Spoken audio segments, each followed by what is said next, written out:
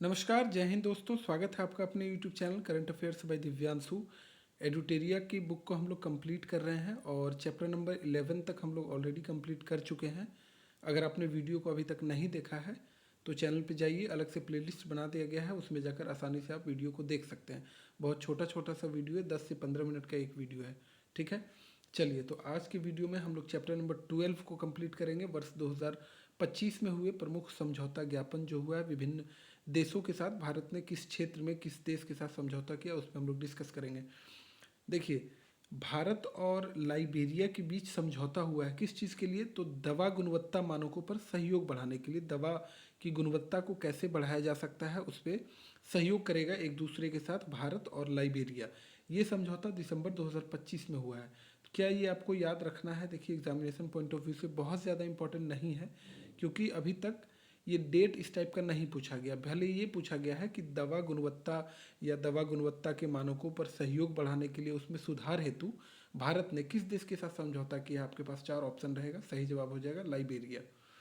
अगला है, भारत ने वियतनाम के साथ एक समझौता किया किस चीज़ के लिए? तो पारस्परिक पनडुब्बी खोज और बचाव सहायता पर समझौता ज्ञापन पर हस्ताक्षर किया है भारत और वियतनाम ने। राजनयिक प्रशिक्षण संस्थानों के बीच समझौता ज्ञापन यानी मेमोरेंडम ऑफ अंडरस्टैंडिंग पर हस्ताक्षर किया गया है भारत और इक्वाडोर के साथ। ठीक है, भारत ने इक्वाडोर के साथ समझौता किया है राजनयिक प्रशिक्षण संस्थानों के बीच समझौता ज्ञापन के लिए, समझौता ज्ञापन पर हस्ताक्षर किया है। सांस्कृतिक सहयोग पर एक द्विपक्षीय समझौता ज्ञापन किया गया है किसके साथ? तो सऊदी अरब के साथ भारत ने किया है। ये इम्पॉर्टेंट है क्योंकि नवीकरणीय ऊर्जा ये काफ़ी चर्चा में अभी रहता है। ठीक है, भविष्य की ऊर्जा भी बोला जाता है इसे, नवीकरणीय ऊर्जा, स्वास्थ्य सेवा और ये दंत क्षेत्र में सहयोग पर समझौता बढ़ाने के लिए। ठीक है, ये मिट गया है यहाँ पर, बुक में ही ऐसा था। तो ये जो है भारत और भूटान के बीच समझौता किया गया है। मैंने जब भी बोला है कि इसके पीछे वाले वीडियो भी जब हम कंप्लीट कर रहे थे, तो जब भी कोई देश आए तो आप तुरंत रिवीजन कीजिए कि उसकी राजधानी कहाँ है। जैसे भूटान आपको पता होना चाहिए राजधानी कहाँ है, थिम्पू। सऊदी अरब के बारे में हमने कल ही डिस्कस किया था। चलिए, इसका आप हमें कमेंट बॉक्स में बताइए कि सऊदी अरब की राजधानी कहाँ है। सशस्त्र सेनाओं के बीच संचालनात्मक साझेदारी को मजबूत करने के लिए भारत ने ऑस्ट्रेलिया के साथ समझौता किया किस चीज़ में? सशस्त्र सेनाओं के बीच साझेदारी को मजबूत करने हेतु। संयुक्त ऋण व्यवस्था पर सहयोग समझौता किया गया है भारत और जापान के बीच। ठीक है, पहला सीमा पार रेलवे संपर्क स्थापित करने के लिए भारत ने भूटान के साथ समझौता किया है। उपग्रह ट्रैकिंग एवं संचार केंद्रित स्थापित करने के लिए, संचार केंद्र जो है वो स्थापित करने के लिए भारत ने मॉरिशस के साथ समझौता किया है किस चीज़ के लिए? तो उपग्रह को ट्रैक करने के लिए और संचार केंद्र स्थापित करने के लिए।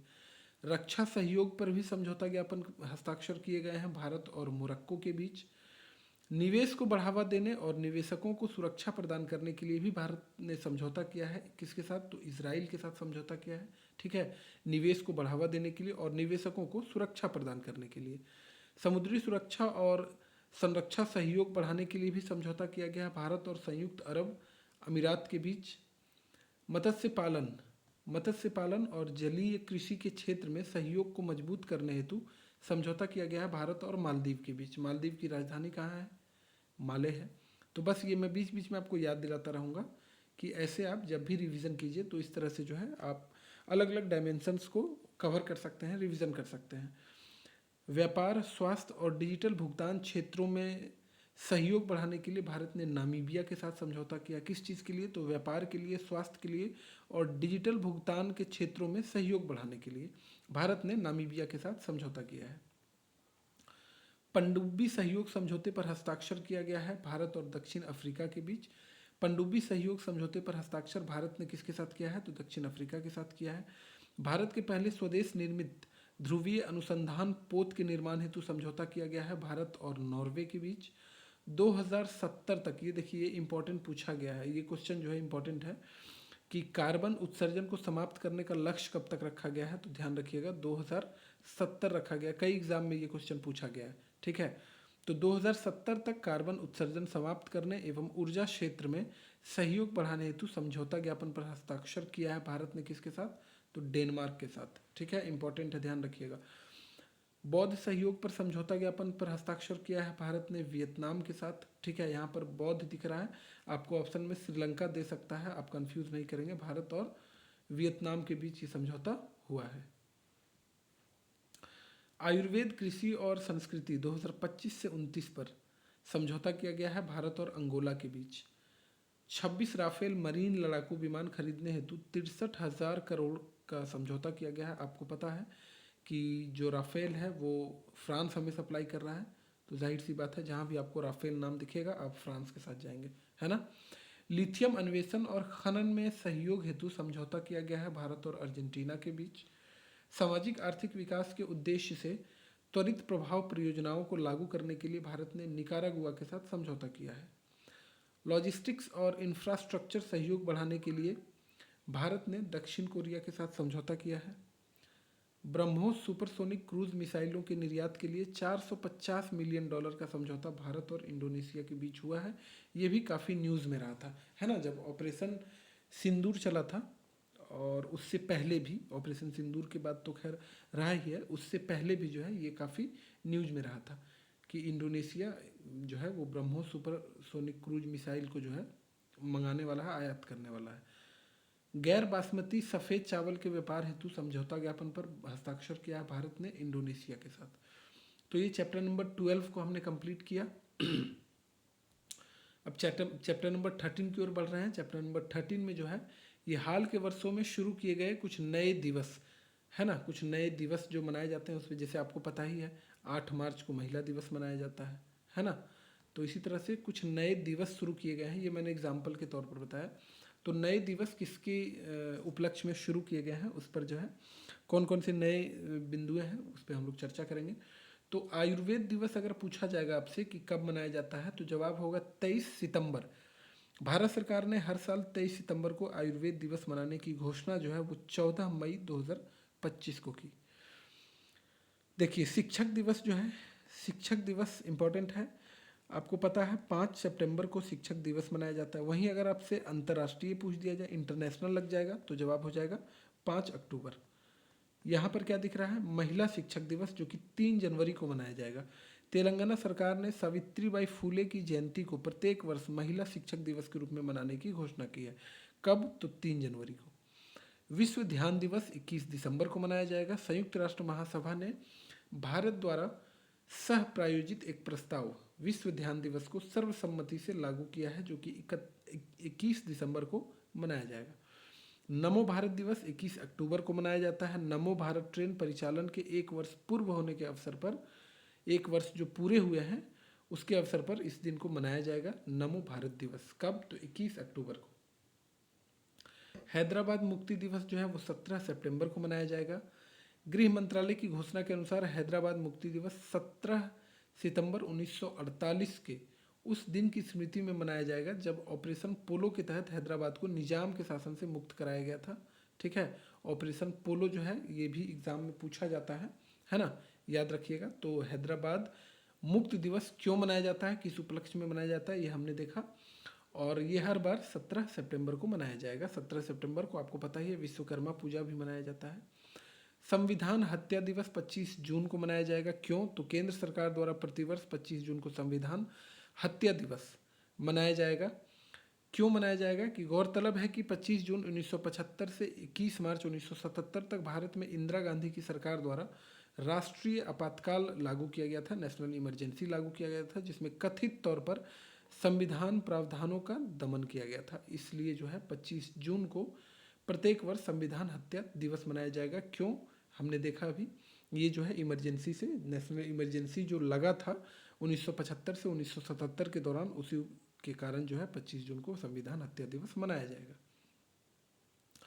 अंतर्राष्ट्रीय आलू दिवस, किसी भी सब्जी में आलू को मिला दें तो सब्जी का खैर कहना ही क्या है, आलू के बिना सब्जी अधूरा है। ठीक है, लालू के बिना बिहार अधूरा है। खैर जोक सपाट। अंतर्राष्ट्रीय आलू दिवस 30 मई को मनाया जाएगा। संयुक्त राष्ट्र महासभा ने आलू के विविध पोषण संबंधी आर्थिक, पर्यावरणीय और सांस्कृतिक मूल्यों के बारे में जागरूकता बढ़ाने के लिए 30 मई को अंतर्राष्ट्रीय आलू दिवस के रूप में घोषित किया है। ठीक है, 1 मई को मजदूर दिवस मनाया जाता है, आप लोगों का, हम लोगों का दिवस। विश्व फुटबॉल दिवस 25 मई को मनाया जाएगा। संयुक्त राष्ट्र महासभा ने प्रत्येक वर्ष 25 मई को विश्व फुटबॉल दिवस के रूप में मनाने का जो है सो प्रस्ताव पारित किया है। अंतर्राष्ट्रीय मारखोर दिवस 24 मई को मनाया जाएगा। किस लिए? तो यूएनओ के द्वारा जो है वो संयुक्त राष्ट्र महासभा के द्वारा 24 मई को अंतर्राष्ट्रीय मारखोर दिवस के रूप में मनाने की घोषणा की गई है। मारखोर को पेंच सींग वाली बकरी यानी जंगली बकरी के रूप में भी जाना जाता है। यह पाकिस्तान का राष्ट्रीय पशु है। ठीक है, ध्यान रखिएगा। विश्व बास्केटबॉल दिवस 21 दिसंबर को मनाया जाएगा और ये भी संयुक्त राष्ट्र संघ के द्वारा जो है घोषणा किया गया है। तो 21 दिसंबर 2023 को पहला बास्केटबॉल दिवस मनाया गया था, मनाने की घोषणा की गई थी। नो नॉनवेज डे 25 नवंबर को मनाया जाएगा। उत्तर प्रदेश सरकार ने साधु टीएल वासवानी की जयंती के अवसर पर जो है वो 25 नवंबर को मांस रहित दिवस के रूप में घोषित किया है। नो नॉनवेज डे यूपी के द्वारा, योगी आदित्यनाथ जी के द्वारा इसकी घोषणा की गई है। राष्ट्रीय अंतरिक्ष दिवस ये 23 अगस्त को मनाया जाएगा। क्यों? तो चंद्रयान 3 के चंद्रमा के दक्षिणी ध्रुव पर, ये साउथ पोल पर उतरने वाला पहला देश है भारत। दक्षिणी ध्रुव पर सफल लैंडिंग होने के उपलक्ष्य में प्रत्येक वर्ष जो है 23 अगस्त को पीएम मोदी जी के द्वारा राष्ट्रीय अंतरिक्ष दिवस के रूप में मनाने की घोषणा की गई है। स्वतंत्र वीर गौरव दिवस 28 मई को मनाया जाएगा। महाराष्ट्र सरकार ने प्रत्येक साल वीडी सावरकर की जयंती को, यानी 28 मई को जो वीडी सावरकर की जयंती है, स्वतंत्र वीर गौरव दिवस के रूप में मनाने की घोषणा की है। समर्पण दिवस 11 फरवरी को मनाया जाएगा। किस लिए? तो पंडित दीनदयाल उपाध्याय की पुण्यतिथि के उपलक्ष्य में। ठीक है, पंडित दीनदयाल उपाध्याय जी की पुण्यतिथि जो है वो 11 फरवरी को है। राष्ट्रीय डॉल्फिन दिवस 5 अक्टूबर को मनाया जाता है। राष्ट्रीय वन्यजीव बोर्ड की स्थायी समिति ने प्रत्येक वर्ष 5 अक्टूबर को राष्ट्रीय डॉल्फिन दिवस मनाने की घोषणा की है और इस दिवस के आयोजन का उद्देश्य जो है डॉल्फिन के प्रजातियों के संरक्षण के लिए जागरूकता बढ़ाना है। आपको पता है राष्ट्रीय जलीय जीव भी है डॉल्फिन।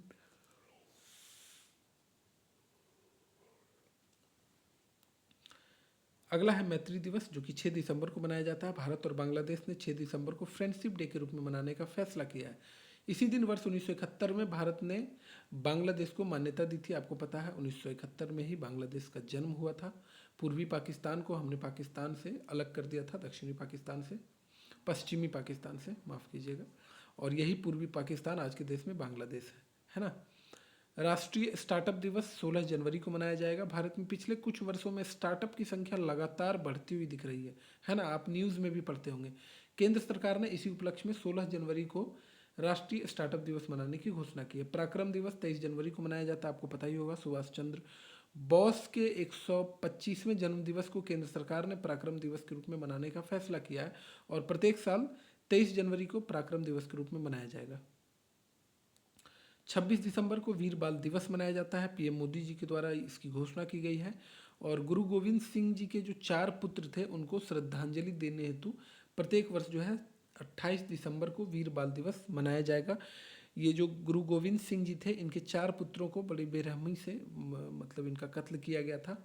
इन्हीं को श्रद्धांजलि देने हेतु पीएम मोदी जी के द्वारा 26 दिसंबर को वीर बाल दिवस मनाने की घोषणा की गई है।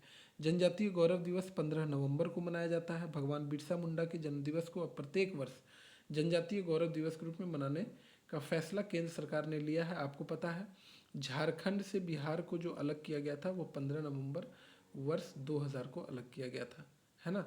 और 15 नवंबर को ही जनजातीय गौरव दिवस मनाने की घोषणा की गई है और 15 नवंबर को ही भगवान बिरसा मुंडा का जन्म दिवस भी है। विभाजन विभीषिका स्मृति दिवस 14 अगस्त को मनाया जाएगा। प्रधानमंत्री मोदी ने 14 अगस्त को प्रतिवर्ष विभाजन विभीषिका स्मृति दिवस के रूप में मनाने का निर्णय लिया है क्योंकि इसी दिन भारत तथा पाकिस्तान का विभाजन हुआ था, है ना। 15 अगस्त को हम लोग स्वतंत्रता दिवस मनाते हैं, उसके एक दिन पहले विभाजन विभीषिका स्मृति दिवस के रूप में मनाएंगे। तो चैप्टर नंबर 12 एंड 13 को हमने कंप्लीट किया है। बहुत लंबा वीडियो है नहीं, बहुत छोटा सा है और इसी तरह से धीरे धीरे हम लोग सारे चैप्टर को कंप्लीट कर लेंगे। आप आसानी से एक बार 2 बार किसी भी टाइम में वीडियो को देखेंगे, आपका कंटेंट जो है सारा कवर होता चला जाएगा और अगर आपने पढ़ रखा है तो आपका ये रिवीजन होता चला जाएगा। तो चलिए मिलते हैं नेक्स्ट वीडियो में। अभी के लिए इतना ही। तब तक के लिए खुश रहिए, मस्त रहिए और व्यस्त रहिए। अपने और अपनों का ध्यान रखिए। Thank you very much.